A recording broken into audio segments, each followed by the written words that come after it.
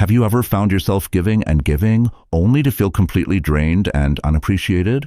Maybe it's the colleague who always asks for just one more favor, or the friend who only calls when they need something. You want to be kind, to do the right thing, but somewhere along the way, it starts to feel less like kindness and more like a burden. Picture this.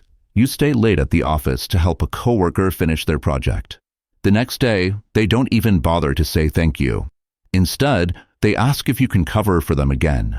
Or maybe you've lent money to a friend in need, and now it's been months without so much as a mention of repayment. Deep down, you know something isn't right. The truth is, being too kind can come at a cost. When you always put others first, you risk being taken for granted, or worse, taken advantage of. You might think you're building strong relationships, but in reality, you could be setting yourself up for disappointment, resentment, and even burnout. Kindness is a beautiful thing, but like any good thing, it needs boundaries. Without them, your energy, time, and even your sense of self can slowly slip away. Today, we're going to explore why being overly kind can hurt you more than help you, and, more importantly, how to find the balance between generosity and self-care. If you've ever felt like you're being used or that your kindness is more of a curse than a gift, this video is for you. It's time to take a step back, reflect, and reclaim your strength without losing your heart. Let's dive in. Here's the breakdown for the 8 key points in the main content.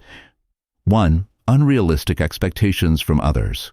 Being overly kind often leads to setting expectations that others cannot meet. Imagine this. You're the go-to person at work. Anytime someone needs extra help, they come to you, and you never say no. Over time, you start expecting people to notice your sacrifices and return the favor when you need it. But reality often disappoints. People become accustomed to your generosity and may not even realize the extent of your effort. Instead of reciprocating, they begin to assume your help is guaranteed. This creates frustration, resentment, and even burnout. From a Stoic perspective, Marcus Aurelius reminds us to adjust our expectations. You have power over your mind, not outside events. Realize this and you will find strength. This means you can control your actions, but not how others respond to them. The lesson here? Give without strings attached and avoid expecting anything in return. This practice not only protects your peace of mind, but also allows you to set healthy boundaries. Your time and energy are valuable, and recognizing this will help you avoid disappointment. 2. Vulnerability to exploitation. When you're too kind, it can make you an easy target for those looking to take advantage.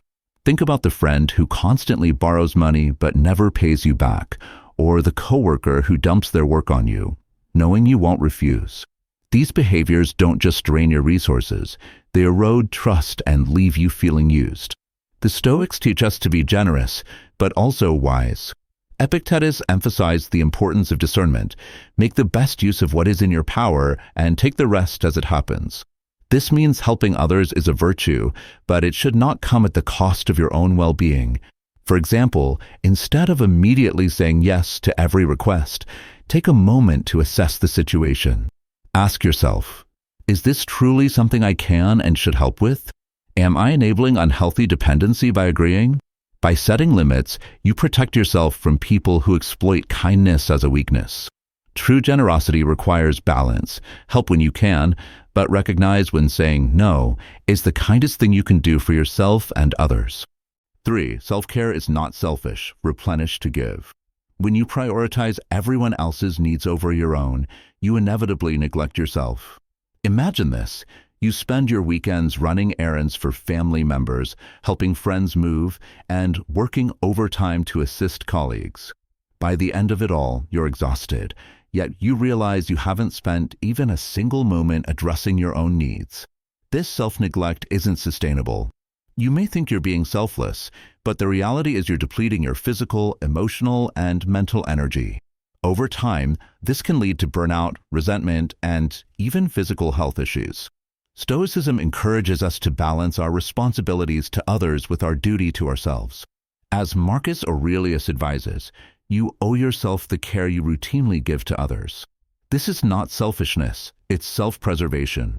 A practical example, If you've been neglecting exercise, hobbies, or even simple relaxation, it's time to schedule those activities as non-negotiable parts of your day. Just as you wouldn't let a loved one skip meals or overwork, extend the same compassion to yourself. The lesson here is clear. You cannot pour from an empty cup. Taking care of yourself first ensures that you have the capacity to help others without harming your own well-being. 4. Perceived as weak or easily manipulated. When you're too kind and accommodating, people may begin to see you as someone who can't stand up for yourself. Over time, this perception can harm your reputation and relationships. Imagine being the person who always says yes, no matter how unreasonable the request. People might start to assume you lack boundaries, or worse, that you're someone they can manipulate. This doesn't mean others are always intentionally cruel. It's human nature to take the path of least resistance. If saying no isn't part of your vocabulary, people will keep piling on their needs without considering yours. Stoicism values strength and discipline. Epictetus reminds us, the more we value things outside our control, the less control we have. This includes how others perceive us. Your responsibility is not to please everyone, but to uphold your own principles and boundaries. Practical example, the next time someone asks for help but you're overwhelmed, respond with, "I'd love to help, but I'm currently at capacity. Let's find another solution together." This approach asserts your limits while still being considerate. By setting clear boundaries, you'll gain respect from others. Even those who initially took advantage of you may come to value your assertiveness. Strength doesn't mean being unkind.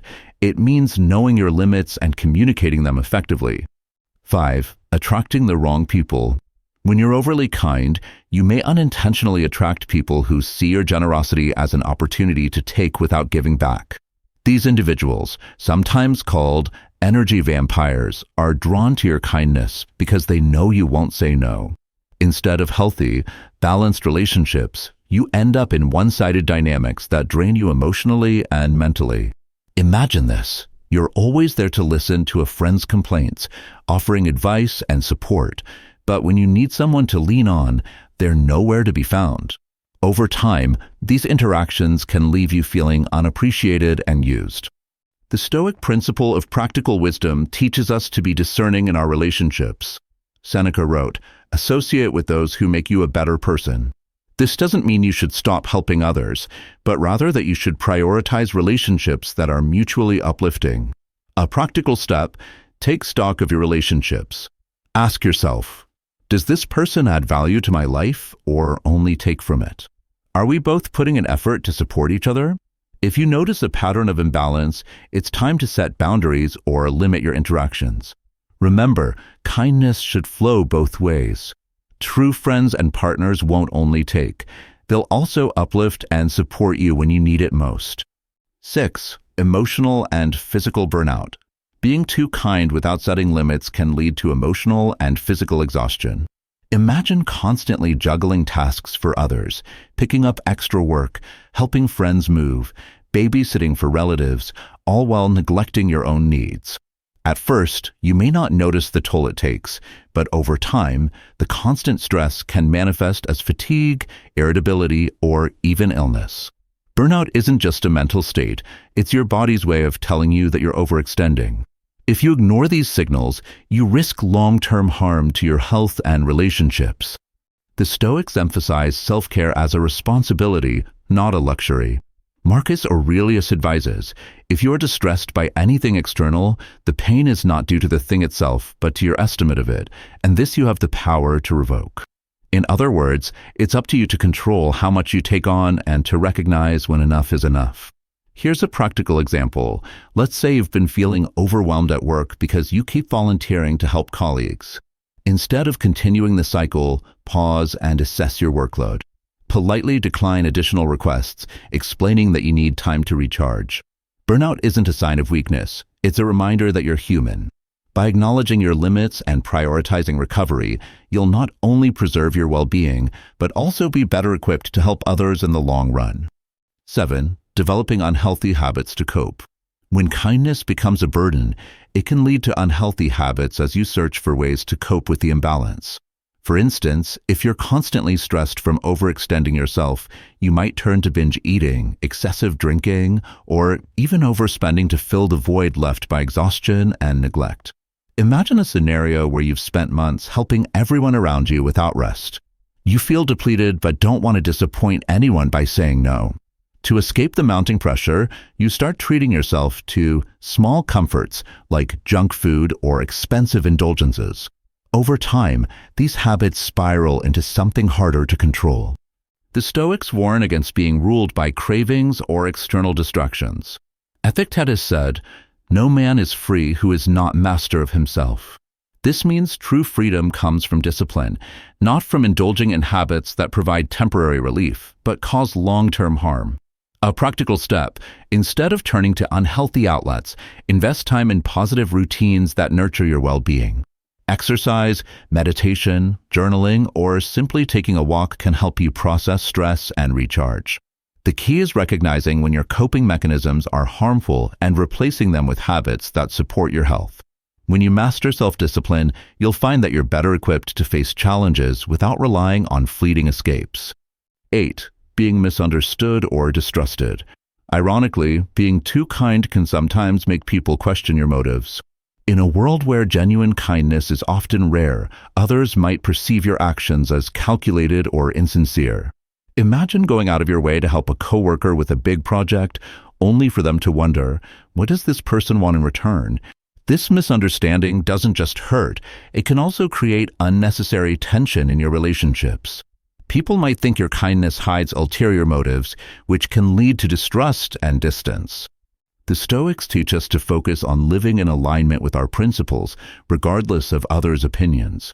Marcus Aurelius reminds us, waste no more time arguing about what a good man should be. Be one.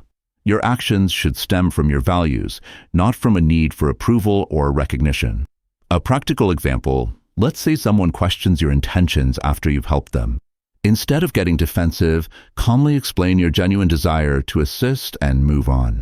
Their doubt reflects their own mindset, not your character. The takeaway here is that you can't control how others perceive your kindness, but you can ensure your actions align with your values. By staying true to yourself and setting healthy boundaries, you'll earn respect from those who matter and avoid unnecessary misunderstandings.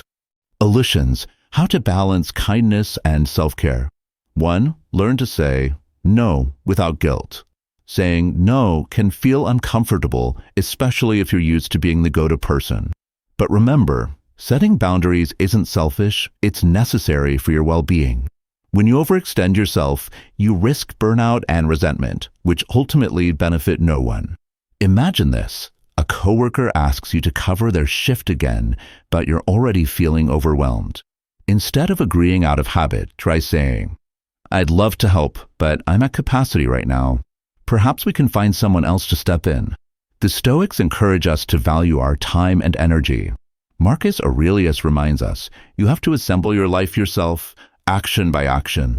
Every time you say no to something unimportant, you're saying yes to something that truly matters. 2. Prioritize time for yourself. Carving out time for yourself isn't indulgent, it's essential. Just as you schedule meetings and tasks for others, you should schedule moments for self-care. Whether it's reading, meditating, or simply relaxing with a cup of tea, these moments allow you to recharge.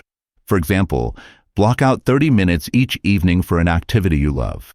Treat it as non-negotiable time and politely decline interruptions. "I'm unavailable during that time, but I'd be happy to assist you later." Seneca wisely observed, "Nothing is ours except time." Protect your time fiercely, and you'll have more energy to give when it truly counts. 3. Recognize and avoid energy vampires. Not everyone in your life deserves equal access to your kindness. Some people, often unintentionally, drain your energy with constant negativity or unreasonable demands. These energy vampires don't contribute to your well-being and often leave you feeling depleted. Take stock of your relationships. If someone consistently takes more than they give, consider limiting your interactions. As Epictetus teaches, the key is to keep company only with people who uplift you, whose presence calls forth your best. Example: A friend who only contacts you to complain without ever showing interest in your life may need gentle but firm boundaries. Politely shift the conversation or limit your availability. Balancing kindness and self-care is a journey. By learning to say no, prioritizing your own well-being, avoiding draining relationships, and focusing your efforts where they matter most, you can maintain your generosity without sacrificing yourself. As Marcus Aurelius wrote, "A man's worth is no greater than the worth of his ambitions." Let your ambition be to live a life of thoughtful balance, where your kindness uplifts others without draining your spirit. If you found this video helpful, give it a thumbs up and share your thoughts in the comments. How do you balance kindness and self-care in your life? Don't forget to subscribe for more Stoic wisdom to help you grow stronger every day. Kindness is undeniably one of the greatest virtues. It connects us, uplifts others, and reminds us of our shared humanity. Yet even virtues, when practiced without boundaries, can lead to unintended consequences. Without limits, generosity can drain our energy, foster resentment, or create relationships built on unhealthy dynamics. To embody true kindness, we must balance compassion with wisdom, a lesson the Stoics knew well. Marcus Aurelius offers us timeless guidance in Meditations when he writes, "Do every act of your life as though it were the last act of your life." This powerful principle invites us to approach every action with intention and integrity. It asks us to evaluate our motives and our resources. Are we giving from a place of inner abundance, where kindness feels natural and energizing? Or are we giving out of obligation, fear, or a sense of guilt, which leaves us feeling depleted? True generosity flows from a full heart, not an empty one. When we act from this aligned state, our kindness becomes a source of strength, not only for others, but for ourselves. To preserve this balance, self-awareness is key. The Stoics believed in the importance of knowing ourselves deeply so that our actions align with both reason and nature. Practically, this means pausing to reflect before extending ourselves too far. Are you overcommitting to tasks or relationships? Are you neglecting your own needs in the name of serving others? Remember, if you become exhausted or resentful, your ability to give diminishes. Kindness without self-care is not sustainable. Establishing boundaries is not selfish. It's a form of self-respect and, ultimately, respect for others. Boundaries allow you to give freely without the bitterness that arises from overextension. They enable you to stay rooted in your values while still showing up for the people and causes you care about. Epictetus reminds us of the importance of discernment when he writes, "Make the best use of what is in your power, and take the rest as it happens." You are not obligated to fix every problem or meet every demand. Instead, focus on what is within your capacity and approach it with care and thoughtfulness.